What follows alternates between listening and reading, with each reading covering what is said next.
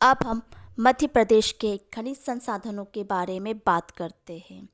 जैसे कि हमने अभी थोड़ी देर पहले प्रदेश की बौद्धिक संरचना के अध्ययन करते समय यह देखा कि प्रदेश के पूर्वी पठार, रीवा पन्ना का पठार और सतपुड़ा का पूर्वी क्षेत्र अधिक खनिज संपन्न है। प्रदेश में पाए जाने वाले खनिजों को देखने के लिए पहले हम खनिजों के सामान्य वर्गीकरण को देखते हैं, जैसे कि धात्विक खनिज, अधात्विक खनिज और ऊर्जा खनिज। जैसे कि नाम से स्पष्ट है, धात्विक खनिज में धातुएं, अधात्विक खनिज में अधातुएं और ऊर्जा खनिज में कोयला, पेट्रोलियम, प्राकृतिक गैस आदि आते हैं। धात्विक खनिजों को पुनः 3 भागों में लौह धात्विक, अलौह धात्विक और बहुमूल्य धात्विक खनिजों में वर्गीकृत किया जा सकता है। लौह धात्विक खनिज के उदाहरण लौह अयस्क, manganese, chromium, cobalt, tungsten, boron, निकल आदि है। अलौह धात्विक खनिज में तांबा, सीसा, जस्ता, टीन, बॉक्साइट, मैग्नीशियम आदि आते हैं।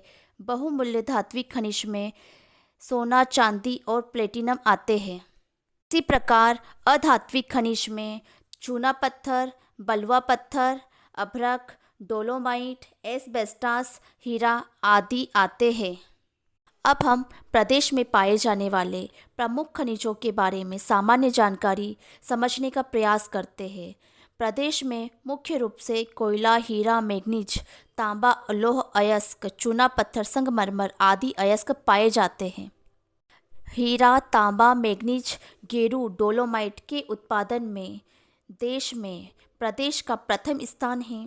इसी प्रकार चूना पत्थर, संगमरमर, रॉक फास्फेट के उत्पादन में देश में प्रदेश का दूसरा स्थान है। अब हम प्रदेश में पाए जाने वाले खनिजों के संक्षिप्त विवरण को देखते हैं। कोयला प्रदेश के शहडोल, सिंगरौली, छिंदवाड़ा, बैतूल, होशंगाबाद में पाया जाता है। इनमें से शहडोल के सोहागपुर क्षेत्र में कोयले के प्रदेश में सबसे बड़े भंडार है। इसके अतिरिक्त सिंगरौली में देश की व एशिया की सबसे मोटी और विश्व की दूसरी सबसे मोटी कोयले की परत पाई जाती है। प्रदेश में बिटुमिनस प्रकार का कोयला ज़्यादा पाया जाता है तथा प्रदेश के कोयला क्षेत्र को 2 भागों में वर्गीकृत किया जा सकता है। इसमें पहला है मध्य भारत का कोयला क्षेत्र, जिसमें सिंगरौली, सिंधी, शहडोल और उमरिया का जोहिला क्षेत्र आता है, तथा दूसरा है सतपुड़ा कोयला क्षेत्र। इसमें कान्हा घाटी, पेंच घाटी पूर्ण या आंशिक रूप से छिंदवाड़ा में है तथा होशंगाबाद व बैतूल का सहपुरा, तवा क्षेत्र और मोहपानी क्षेत्र है, जिसको कुछ पुस्तकों में नरसिंहपुर में बताया गया है।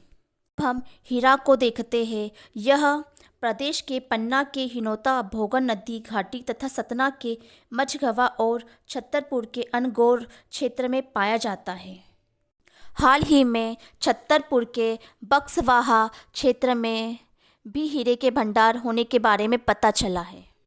प्रदेश में हीरे का उत्खनन नेशनल मिनरल डेवलपमेंट कॉरपोरेशन द्वारा किया जाता है।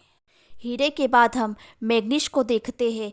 यह प्रदेश के बालाघाट के भरवेली, छिंदवाड़ा के गेमुख, छितापुर क्षेत्र तथा जबलपुर में पाया जाता है। भरवेली में एशिया की सबसे बड़ी खुले मुंह की मैग्नीज की खदान है, या कुछ पुस्तकों में भरवेली में एशिया की सबसे बड़ी मैग्नीज की खदान बताया गया है। इसके बाद हम तांबे को देखते हैं।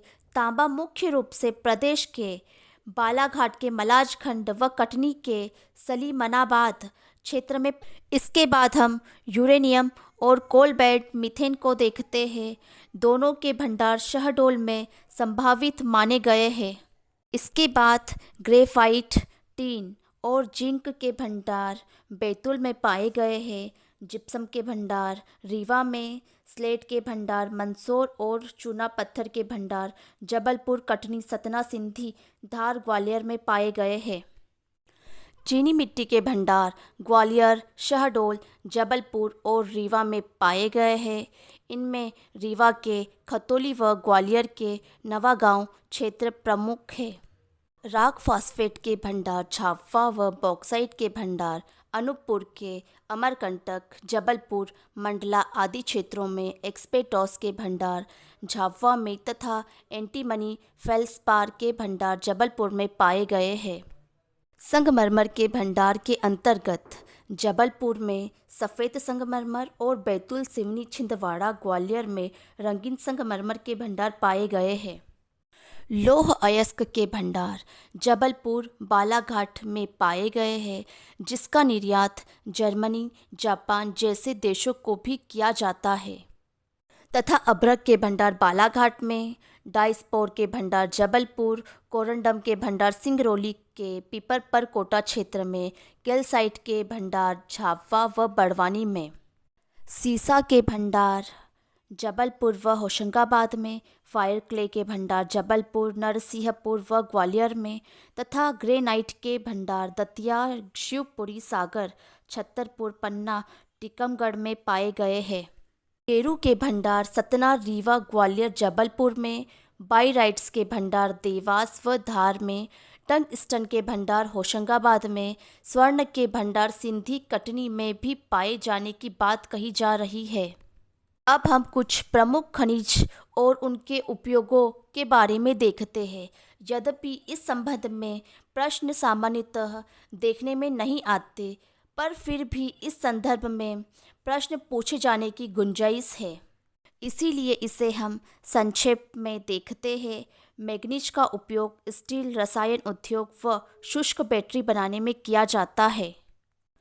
चूना पत्थर का उपयोग सीमेंट बनाने में, डोलोमाइट का उपयोग सीमेंट प्लास्टर ऑफ पेरिस बनाने में, चीनी मिट्टी का उपयोग बर्तन बनाने में, फायर क्ले का उपयोग अग्निरोधी ईंटें बनाने में, एक्सपेटॉस का उपयोग विद्युत उपकरण बनाने में, डाइस्पोर का उपयोग सिरेमिक और कीटनाशकों के निर्माण में, राक फास्फेट का उपयोग उर्वरक उद्योग में किया जाता है।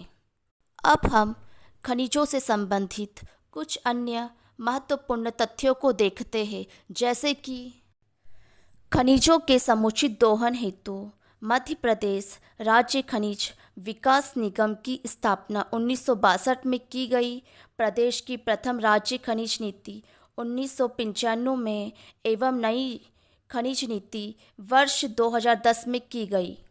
इसके अतिरिक्त 1996 में मध्य प्रदेश गौड़ खनिज नियम लागू किया गया है। इसके अंतर्गत 10 लाख रुपए तक की गौड़ खनिजों की खदानों को त्रिस्तरीय पंचायतों को सौंपा गया है।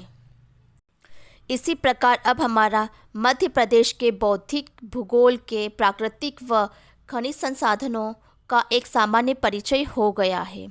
आपसे यह आग्रह व निवेदन है कि इस वीडियो में बताई गई जानकारियों और तथ्यों को बताने से पूर्व पूर्ण सावधानी रखने का प्रयास हमारे द्वारा किया गया है।